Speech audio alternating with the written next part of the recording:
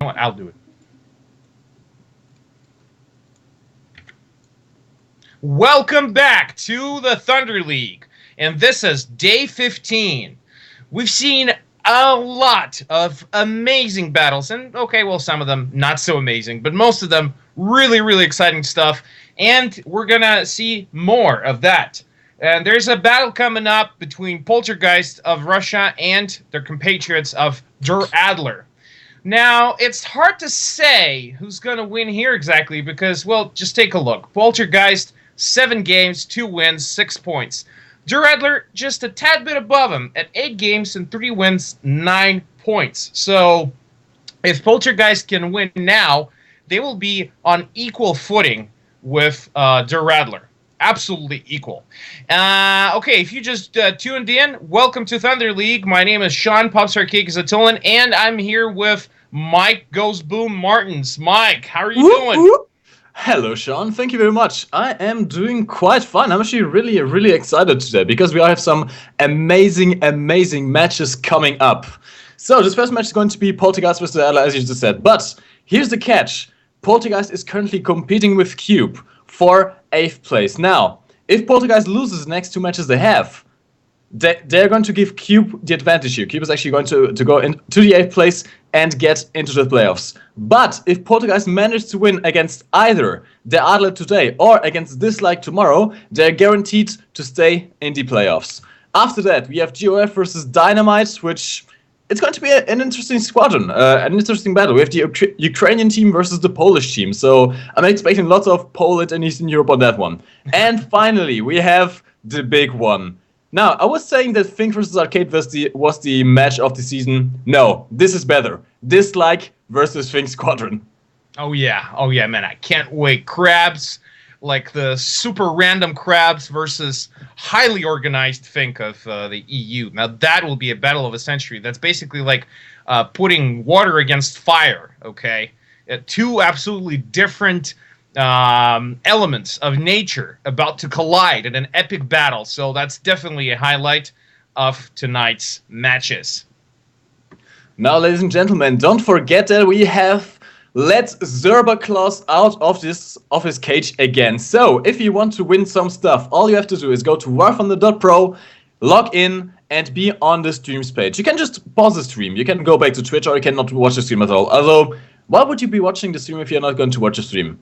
Anyways, the things you can win include one of the following. You can win Silverline boosters, research points, 3 days of premium account, 100 Golden Eagles, and one of the unique following vehicles. We have BF109 E7s and 24 Chevys with a unique camo scheme and APCR rounds. The P51A Mustang, which is absolutely awesome. The Russian premium version of the Panther called the Panther T5, or nicknamed by the Twitch chat as the Panther Television. And finally, the Dumbo Tank, RBT5 with 2 250kg rockets. In addition to that, you know, stuff like premium account boosters and research points, silver lions, and blah, blah, blah, whatever. A lot of stuff. And yeah, if you own a dog tag, you're going to be increasing your chances by 50% during each giveaway. But you have to understand that this stuff is random, so it gives you more chance. But still, you're not guaranteed to win, even with a dog tag. So keep that in mind when you're buying one. And then again, you're going to be adding with each and every dog tag that you guys purchase. You're going to be adding money to the prize pool. Right now, we're standing at $31,271 of prize pool. That's a lot of money to be spread among the winners.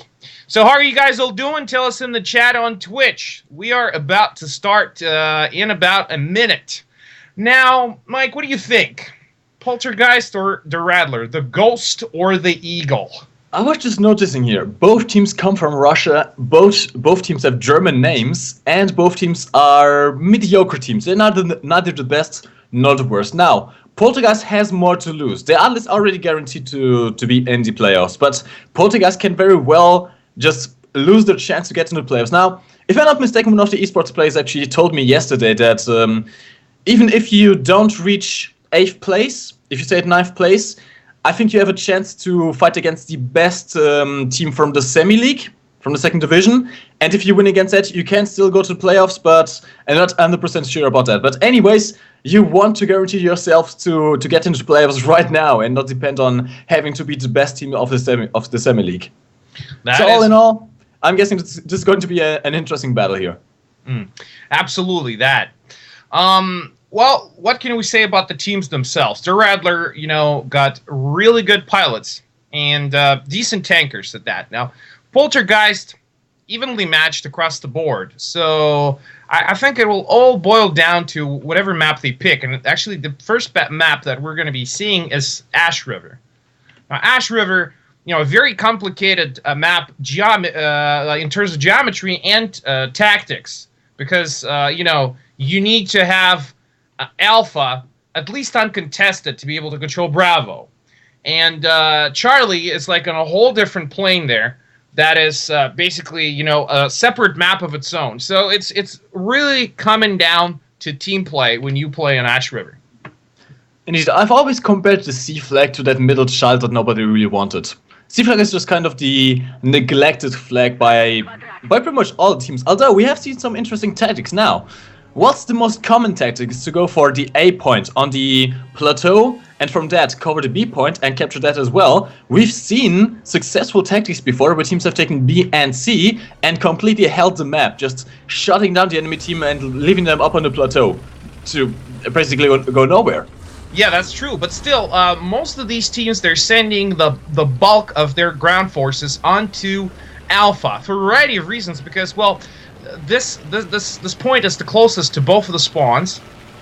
To the northern spawns at least, and which is most widely used because it gives you better access to both Bravo and Alpha. At the same time, if you manage to kill the opposing forces around Alpha, it gives you a very good vantage point to be used against Bravo. Now, as for the team lineups, the Adler has taken out 2 BF-19 G6s with rockets. Poltergeist not flying any aircraft, but they have Sticky Sugar in the Ostwind. Now, 2 aircraft against 1 Ostwind. I'm betting my money on the aircraft here. Unless Sticky Sugar can somehow take them down, which he very well might. We've seen some amazing gameplay by Sticky Sugar in both Ostwinds and flying grocery stores before. That's correct. But still, it's going to be hard for them. Alright, Sticky Sugar engaging Principum Est. Grim and Hell totally unopposed. Now that's the problem. You see, when you got 2 aircraft and just 1 Ostwind and no aircraft of your own to oppose them, that Ostwind is very likely to die, actually, because, you just can't control both aircraft at the same time. And this is what's about to happen. Principum Est just straight Sticky Sugar, but Sticky Sugar moved out of the harm's way in just a nick of time. I always say this. The biggest weak point of a tank is that it can only point its gun one way at a time. Which makes it, very easy to take one out if you are engaging from multiple sides. Same thing with the Ostwind, same thing with aircraft, really. If you have 2 guys on a single aircraft, it's much easier to take him down. If you have 2 guys on a single tank, it's much easier to take him down. Now, let's see the map development here. The Adler has gone for the A rush, but is having trouble defending themselves against the overwhelming forces from Poltergeist here. In the meantime, Poltergeist did take the B flag, so it seems like they're going for a B and A cap. The Adler sent 2 guys over to the C flag and now capturing it and initiating ticket bleed on Poltergeist. But if the Adler cannot hold this A flag, and it doesn't seem like they can, Overlord is now the only one left alive on this side of the map, then they're going to have a major problem trying to get B. Yeah, that's correct. And it looks like Poltergeist completely ignoring Charlie so far, which is, is it a smart thing to do, given how they already lost Alpha? And they're about to lose Bravo at that, because look at Mr. Salvatore is the only guy there from Poltergeist, already opposed by Yankee of Der Adler, and he's about to get some reinforcements. There's Eagle and Tralbensforer, both in T-44s, approaching Bravo as we speak. True that, but Salvatore is in a pretty safe position here. He's perfectly covered. Yankee cannot move while Salvatore is in that position. And he's also into the cap zone, so even if Yankee gets into the cap zone, he cannot decap it. Now, Eagle and Trollbands can come from the flanks, but they still can't come in from behind, just because of the way he's positioned. They have to go in front of his gun. And at the same time, Poltergeist is slowly but surely winning this fight over the A flag on the hill. So, yep. as soon as they take out Overlord, Shawcross, and take out the A flag, it's going to be that much harder for the Adler to come back to B. Yeah, but still, I mean, it's 2 versus 3. So even though Poltergeist got a heavy tank, which is Tiger, tactically, Sharkross is a really good spot. Overlord also doing pretty good for himself. So it's going to be a while, I think, before they can actually take Alpha from Der Adler. And it's not looking good for Mr. Salvatore over at Bravo. He is getting pummeled by artillery here, but it seems like he's fine. There's a thing about artillery, it's a bit random. You can either take out something in one shot or waste 3 artilleries on a single tank and not hit a single shell. Yeah, right. Basically, you gotta pray for a shell to land exactly on top of a radiator, and most of the tanks got radiators facing upwards, especially in Soviet tanks, you know, and German tanks actually as well. And yeah, if that hits a radiator, the tank is as good as dead. But it has to hit. Tank is actually a pretty small target when you're, when you use artillery. Oh, Salvatore is going with the attack here against Dayanki. He left the cap zone. Dayanki did now decap B, which means the Seeker Bleed is going to be even more accelerated on Poltergeist. They have to move for A now, and they have to take back B, or they are going to be in major troubles here. Absolutely. Now, guys, remember, we're having regular giveaways here that we talked about earlier on the show. So make sure you're logged in or Warthunder.pro to be eligible to win. Now, check out the bottom of the screen. You see this new sticker running? These are the names. Yeah, these are the names of the winners for this particular giveaway. So if you want to participate, make sure you got the streams page open at Warthunder.pro and logged in with your in-game account. So what name do you recognize, Mike? Feel So Mad. You should recognize Feel So Mad. Well. Yeah, there you go. Feel So Mad. So one of the guys participating in Thunder League is watching the show. And he got something. I wonder what's that. Probably RBT5, right? Mike, you see, ever since day one, Mike's been wanting to win an RBT5, but so far, no luck. I've been here every single stream, except for the 24th. I couldn't be there, but every single stream, 13 days of streaming, and I only got a single trophy. That makes me sad.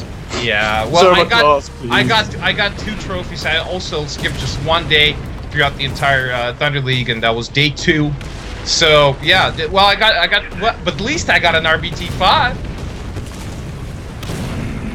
Which is a really fun tank to play. Really fun tank to play. If you can learn how to use those 2 huge rockets, they're fun. They're really fun. When's that video coming out? We did with you about an RBT5, by the way. I still have to record that, mate. I have so much stuff to do. But let's not talk about videos. Let's focus on the game here. Indeed, in these past 2 minutes, Poltergeist completely turned the situation around. Salvatore did take out Dayanki in the B cap. He has kept B back.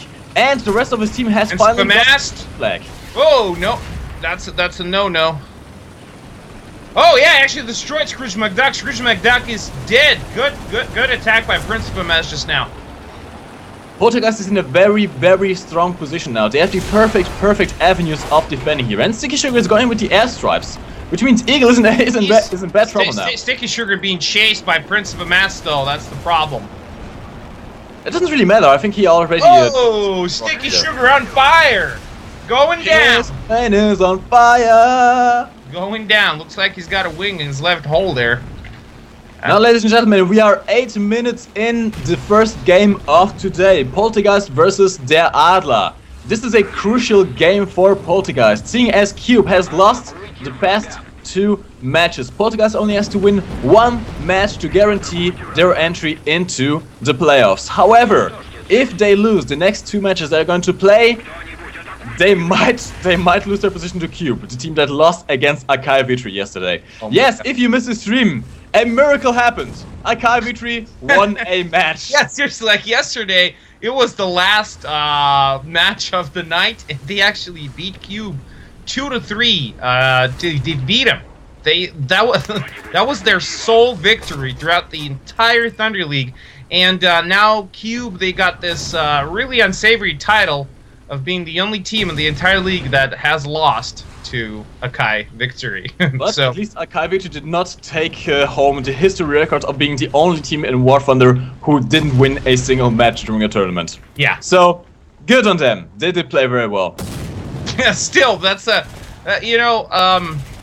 that's a really bad stick to pull for Cube, and you know I'd rather not be in their shoes right now because losing to a Kai victory, that's kind of rough, probably. Anyway, talking about losing, Sean, look at the team lists. Their Adler is down 3 players. This is domino effect all over again. I keep on repeating this. The more tanks you lose, the more tanks you are going to lose, and their Adler is slowly falling apart. Poltergeist not only has the cap advantage, they have the point advantage, and they're pushing into the enemy spawn, which means their Adler is going to have major trouble in even staying alive on this map.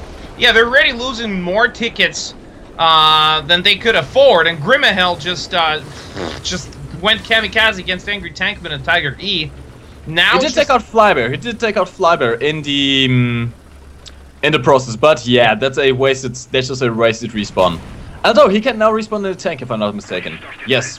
So that maybe was his tactic. Principal Master about to take off from the airfield with fresh supply of rockets, which is always good to have now. And only 2 tanks left on the ground. It was okay. 1 okay. Scratch that. It was really. They just lost another one. Principal Master and Grimmenheld are the only players left alive. Their Adler is falling apart. Grimmenheld, yeah. I mean, it was 3 tanks 1 second, next second 2 tanks, and now it's just Grimmenheld and Panther F. Oh my God, that was quick. And Poltergeist. It's domino effect, Sean. It's just pure domino effect, because now they're going to have major trouble. Remember what I said at the start of this match. Your tank can only point one way, so if you get flanked by 2 tanks at the same time, you are guaranteedly going to die. And this is pretty much just going to happen right now. Now, Grimmenheld is the only tank left on the ground for the Adler, and to be honest, he might even survive, because the tickets are just about to run out here. Can he take out Angry Tankman, or is Angry Tankman going to take out him? And seriously, come on, it's a Panther against a Tiger. Let's be realistic here. It's very little chance for that Panther facing off against Tiger at this range. Well, but it never happened, because the game is over. The Poltergeist takes the first win against the Adler in a point win, pretty much. Yeah, so we just witnessed the first battle of the night, and it went right into the pocket of Poltergeist there.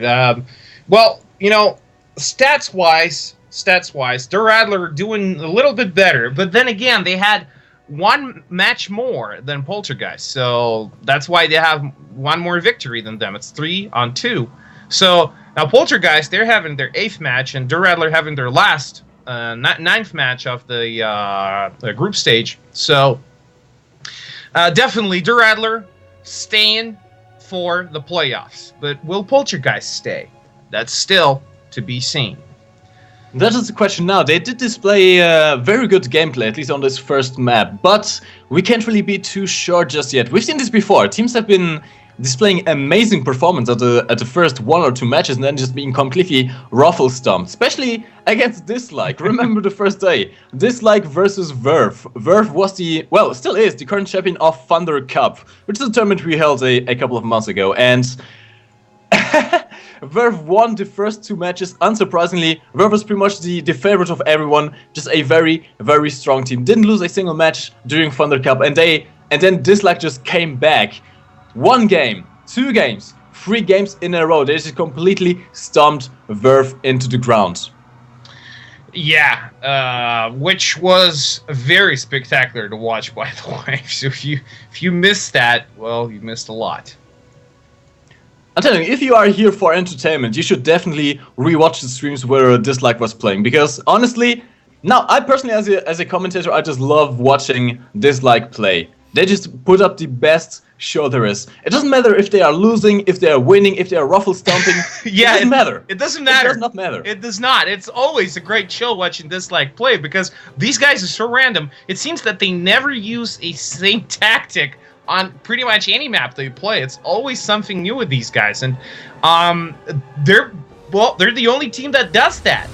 I mean, other teams other good teams like Verve and Think and Arcade, these guys are pros. There's no doubt about it. But still, they're not as adaptable as Dislike, and they got 1, 2, maybe 3 tactics per map, and mostly they just stick to 1, whichever works best for them, right? And then they can adapt faster than other teams on League. But when you see Dislike play, these guys don't even need to adapt, because they pretty much every time they come up with something new, and other teams it always comes down to whether they can adapt to dislike. And so far, dislike only lost one match. So, it looks like nobody can adapt to dislike, the crazy crap of Thunder League. That's the thing you have to keep in mind. You always have to keep various things in mind. The enemy you're fighting against, the map you're fighting on, and here I've definitely noticed that each team has their own strength. For example, Finn Squadron is the most tactical team. They just perfectly execute certain tactics. And they can adapt very well as well. Arcade is a team that is very good at rushing right at the start of a match and going for full elimination. But they're not as good at taking out caps and winning by points. Dislike, on the other hand, their main advantage is that they're just unpredictable. You cannot form a tactic against Dislike because you never know what tactic Dislike is going to use. If any tactic at all. They're just like crazy crabs who rush the corpse of a beached whale. That's exactly what they are. Yeah, exactly. Now, in the meantime, Poltergeist already in control of both Bravo and Alpha. I gotta say, this map is a tad bit biased towards the left spawns because, Alpha and Bravo both just a little bit closer to these spawns on the left. Well, meaning western spawns, right? If you look at the mini-map, that is. So, in pretty much every battle we've seen so far, it's whoever spawns on the west, in the west, takes Alpha and Bravo. Well, unless it's a Kai victory, that is, because, well... I'm sorry. But it's true. It's a fact. If you don't... I'm not picking on them, but just take a look at the replays and, Sean, you did make a promise. I know. Yeah, look, I got facts to back it up. So watch any battle that a Kai victory pulled off on jungle, and not every time they could take Alpha and Bravo, even if they spawned in the west. So yeah, I'm not picking on them, seriously. I promised I could. Now, ladies and gentlemen, it seems like Zerba Claus is at it again. We have another round of giveaways coming in as the names are scrolling on the bottom. Now, if you don't know how to enter in these giveaways, it is very, very simple. Just go to Warthunder.pro, go to the streams tab and be logged in with your in-game account. You can pause the stream, you just have to keep the tab open, and you stand a chance of winning what prizes, Sean? Oh, a variety of stuff. Silver lines, unique Thunder League camos, premier aircraft and tank discounts, research and game currency boosters, 3 days of premium account, and a bunch of premium vehicles such as RB-T5 with rockets, Soviet Capture Panther T5, P-51, a Mustang with League camo. Now I want this one. Seriously, I would trade RB-T5 just for that thing. M24 Chaffee with APCR rounds. That's not a premium vehicle, but APC rounds, that's good to have in a Chaffee. And finally, a premium Messerschmitt Bf-109 E7 U2 with a 250 kilogram bomb load, by the way, which not many people know. So again, you don't really use bomb loads on Bf-109s. They're more of a high altitude fighter. If you're using your Bf-109 to bomb and be at low altitude, you're doing it wrong, trust me. Yeah, that's correct. I mean, rockets, kind of a better choice, because rockets create less drag on the aircraft, those rocket pods. And then again, I mean, rocket pods in pretty much only exclusive to esports. In random battles, they're useless. Here's the thing, I gotta quickly explain why these teams are using rocket pods more than bombs. We've seen, during Thunder Cup especially, there was a different mechanic. Bombs just tend to explode right on impact, no matter what altitude you drop them from. Which means that the LA-7, for example, which only has 200 kilogram bombs, even though the bombs are small, if you were accurate with them and could hit the tank directly, you could still take them out, which make bombs very, very, very effective. But since then, a new game mechanic has been introduced which puts a delay on bombs, which means it's pretty much impossible to kill stuff with the LA-7 with those 100 kilogram bombs now, because the tank has to be right on those bombs for them to be effective and destroy the enemy tank, but it just gives them way too much time to move away, which is why these teams are mostly using rockets now. Yeah, that's true. Well, we're still seeing LA-7s with bombs every once in a while, but I guess that's just the force of habit, where people can adapt and move on. Now, Adler making a strong push onto Bravo. Holy moly, 4 tanks. 2 T-34s and T-44. Oh, Prince Bamest, good shot against Titan, kills him, sets him on fire and kills him in an instant. Angry Tankman facing off against 2 T-34s. And backed up by Mr. Salvatore, Doc Ross already decapping Alpha. Good stuff, and now on the other flank is Dark Arn of Poltergeist. He's all alone there, about to face off against Yankee, also sitting on his own point of Charlie. Now, looks like Der Adler is finally turning this around. Dark Arn is in a very good position here, but Mr. Salvatore is now the only player from Poltergeist on the A flag, which means this cap is going to be capped. 6 minutes and 30 seconds into the game. But here's the thing, the Adler already has lost half of their points, and they have lost one player. Eagle is out of this game, at least this particular battle here. Which means, even though the Caps are currently in advantage of the Adler, they have to watch out and not lose any more tanks. Because if they do, well, domino effect all over again. Yeah, exactly. You said it perfectly. I mean, you lose Well, tanks. never mind. Salvatore just gets into the cap zone. The more tanks you loose lose, cap. the more you will lose, because you're just you're just making the odds worse when you lose vehicles. Because now all of a sudden you got to fight 2, and now you got to fight 3 tanks. So the worse these odds are, the more tanks you're going to lose, which is very, very obvious. Now, okay, Mr. Salvatore already capping back Alpha, and Shark Ross is in a really bad spot to be attacking Salvatore, given how T-34 has a much better gun depression than T-44. Still, I gotta say, every Soviet tank, horrible gun depression, but compared to T-44, that thing's much better, much better.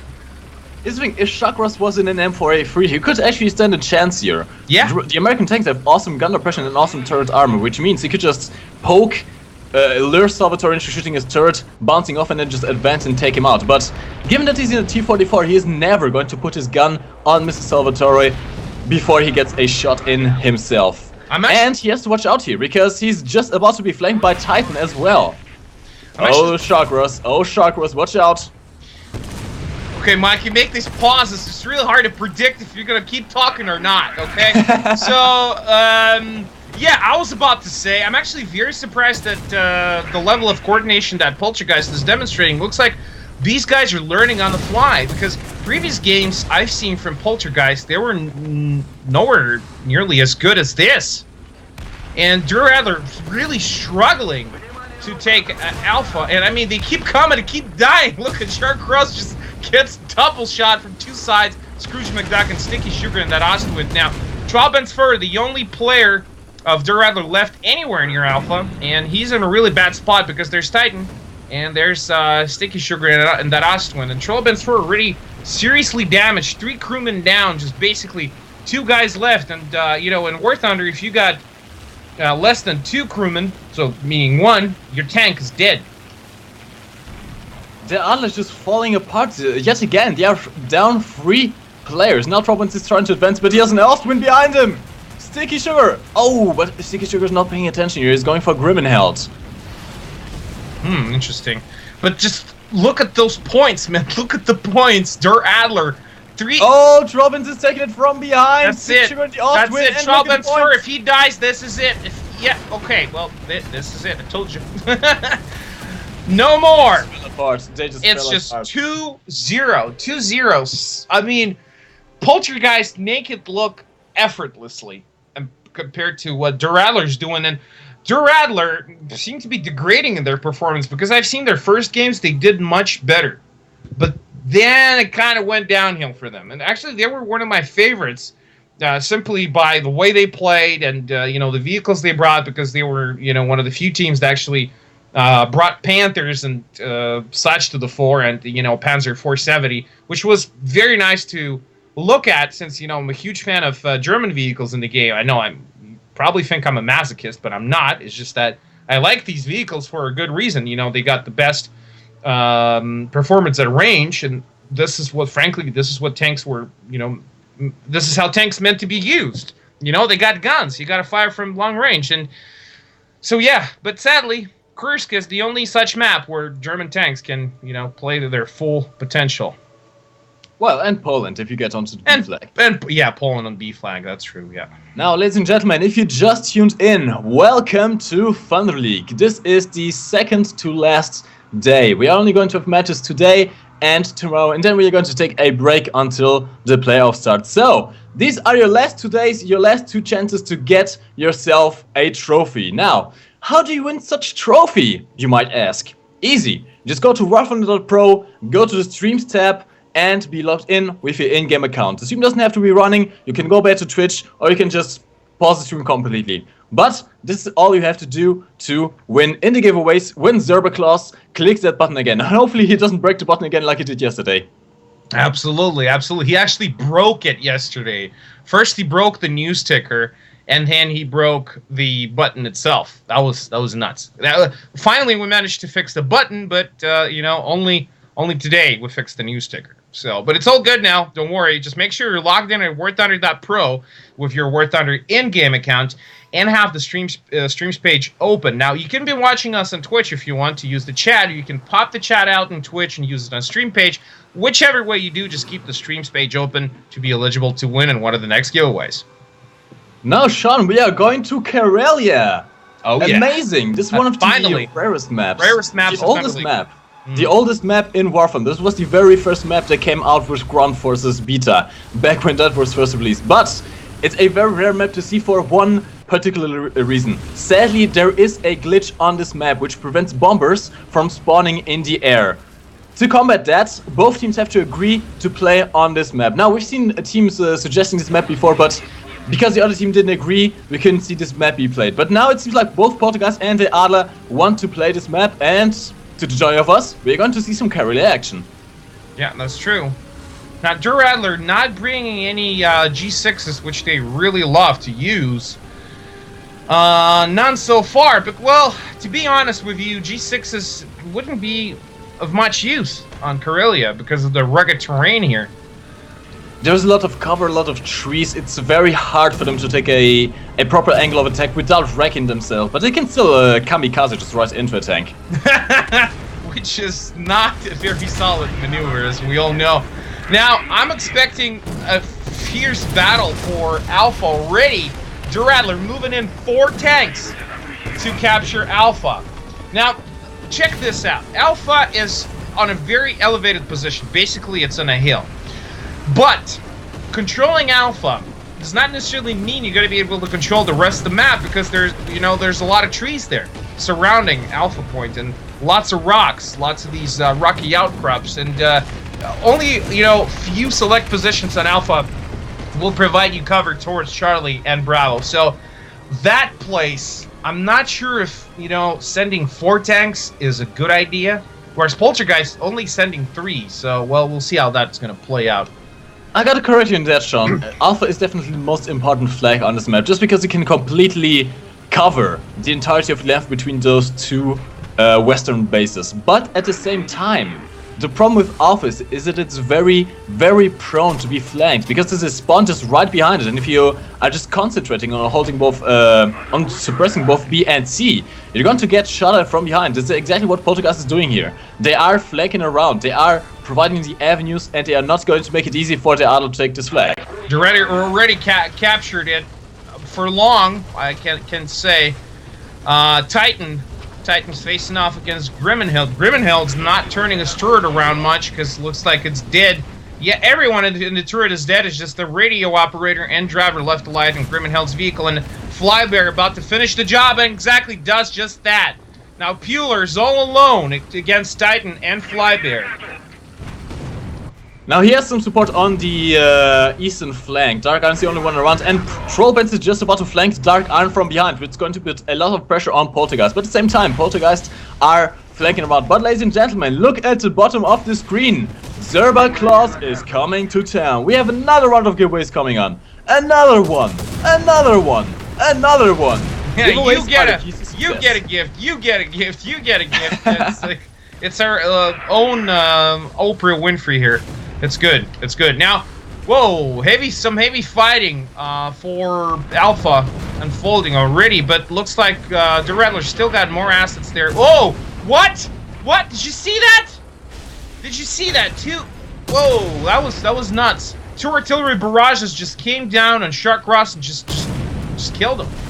That was lucky. That was exactly what Poltergeist needed here. They could not afford to have 2 flanks to support here. But now Trobens is all alone. He has to face against Flyper from the front, and he has to watch out because Scrooge McDuck is creeping up from behind. Now Eagle is trying to at least halt this event here, and it seems like he's able to because Scrooge McDuck is on fire. But Poltergeist is taking the A flag. Poltergeist is taking the A flag, which is going to reverse the ticket bleed onto the Adler. Interesting. Angry Tankman in Tiger E is actually trying to attack Bravo, it seems. But just look at the number of Der Adler players around Bravo. Look at this. They got 3 tanks exactly on Bravo. Grimmenheld, just above him to the north, and also Principal Mast right next to Angry Tankman and about like 100 meters away from him. Now Angry Tankman is in a very interesting position here. Principal EST is trying to go for the C flag, but whilst Angry Tankman is here, he can't really do that. However, Grimmenheld is using the old arcade tactics and just flanking all the way around the map. He might actually be able to support some flanking on C. And it seems like the Adler has realized that they lost the battle for A. So now they're going to try and distract the guys that are on A and go for the C flag. Yeah, that's true. Principum Ast, yes, looks like still blocked by Angry Tankman. Angry Tankman fighting on 2 fronts now against Peeler and Principum Ast. Very interesting, and just a tad bit above him is Overlord, but looks like he's concentrating on Flybear, trying to, cut himself a path towards Alpha. Poltergeist already digging in. You know, they got all approaches covered. Good, solid tactics by Poltergeist so far. Now, ladies and gentlemen, if you have just tuned in, welcome to Thunder League. Your hosts for your listening pleasure today are Sean, the official voice of the Warthunder tutorials, and myself, Mike Goes Boom. Now, sadly, my voice is a bit screwed up. I've been shouting too much yesterday. That match between Akai, Vitra, and Cube was just too much for me to handle. But sadly, well, gladly for me, sadly for you, we are coming to an end. This is the second to last day of streaming, at least for a while. Well, Group stages are ending.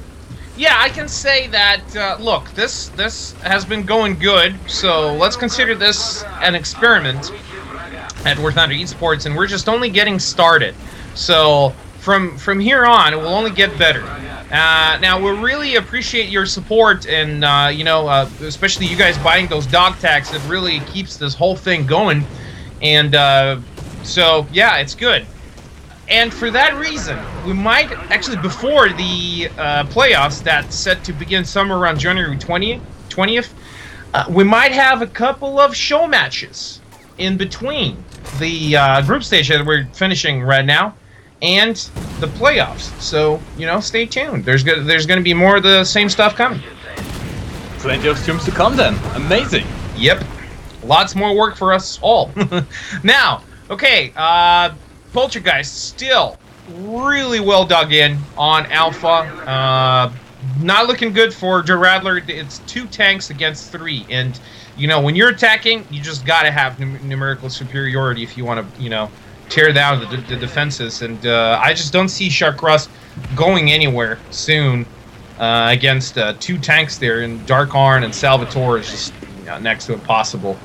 No, Sean, I don't know exactly what's happening here, but the Adler is just not attacking the as they should. Angry Tankman in that G6 just kills Chalben's Fur. Now Dark Shark Rust is all alone. And not only that, the Adler is falling off yet again. They only have 3 players left alive. This is a massacre. And already, Poltergeist winning 2-0. So, looks like this is going to be over very soon for this match. This is it. This is it. Poltergeist is guaranteedly going to take this match and guarantee their position in the playoffs. Check out Grimmenheld. Grimmenheld all the way there across the map. I'm not sure when we're going to get his footage.